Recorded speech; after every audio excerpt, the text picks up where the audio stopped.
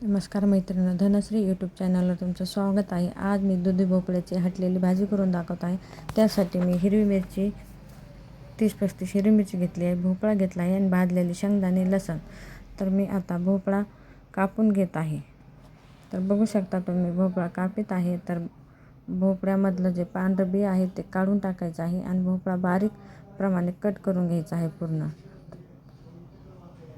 तर मी भोपळा कट करीत आहे, बघू शकता तुम्ही.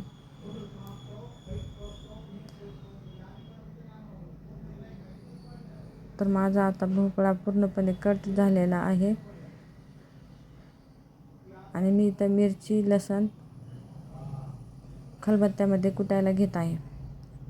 तर आता आपण कढई गॅसवर ठेवून घेऊया. गॅस चालू करून घ्यायचा. मी त्यामध्ये कढईमध्ये एक तांब्या पाणी घातलेलं आहे छोटं. आता मी लसूणमध्ये अर्धा चमचा मीठ घालून घेत आहे. मिरची आणि लसूणचा ठेचा करून घ्यायचा आहे.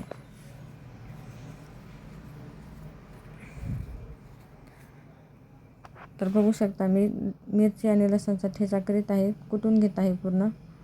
आता गॅसवर पाणी गरम झालेलं आहे, त्यावर ताट झाकून ठेवूया. तर बघू शकता तुम्ही आता उकळी फुटलेली आहे. तर त्यावर आपण परत ताट झाकून ठेवू 5 मिनिट. तर तोपर्यंत मी मिरचीचा ठेचा बनवून घेतलेला आहे. आता त्यामध्ये भाजलेले शेंगदाणे घालून घ्यायचे आहे. तर मी यामध्ये भाजलेले शेंगदाणे घालत आहे. शेंगदाणे मोठे मोठे कुटायचे आहे त्यामध्ये.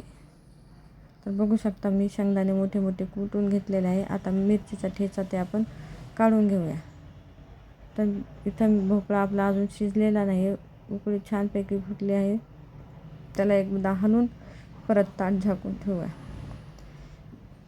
5 मिनिट मी परत ताट झाकून ठेवत आहे त्याच्यात आणि इथं मी ठेचा काढून घेतलेला आहे. तर आता आपला भोपळा शिजलेला आहे पूर्णपणे. तर मी आता गॅस बंद करून कढई खाली घेत आहे.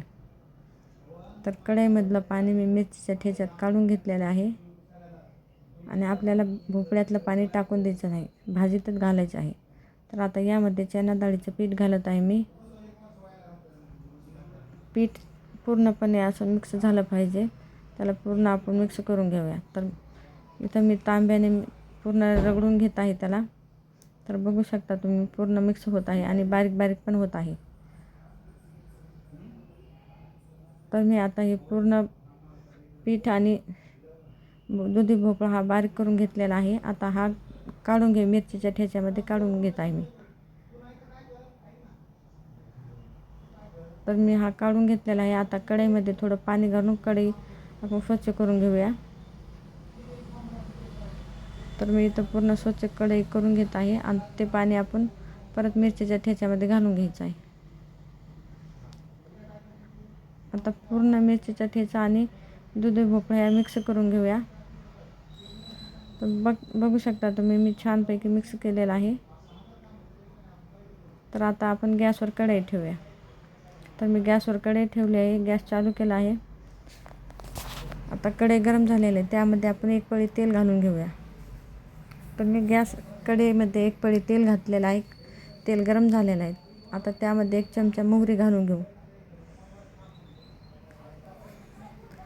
मोहरी छान तडतडली की त्यामध्ये 1 चमचा जिरे घालून घेऊ. आता जिरे छान तडतडले, त्यामध्ये 1 चमचा हळदी घालून घेऊ. आता हे पूर्ण मिक्स करून घेऊ, हलवून घेऊ एक वेळेस. आता यामध्ये आपण मिरचीचा ठेचा व भोपळ्याची भाजी घालून घेऊ.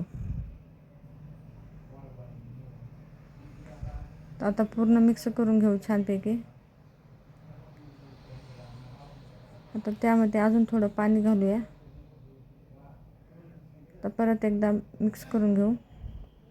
आता यामध्ये पाव चमचा मीठ घालून घेऊ, कारण मी मिरचीच्या ठेच्यामध्ये काही मीठ टाकलेलं होतं. आता याला पूर्ण हलवून घेऊ. आता याला उकळी आलेली आहे 5 मिनिटांनी.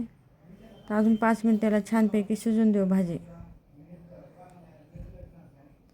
तर आपली भाजी छानपैकी शिजलेली आहे. मी गॅस बंद करते. तर बघू शकता आपली भाजी आणि गरम गरम भाकर तयार आहे. तर व्हिडिओ आवडल्यास लाईक करा, शेअर करा.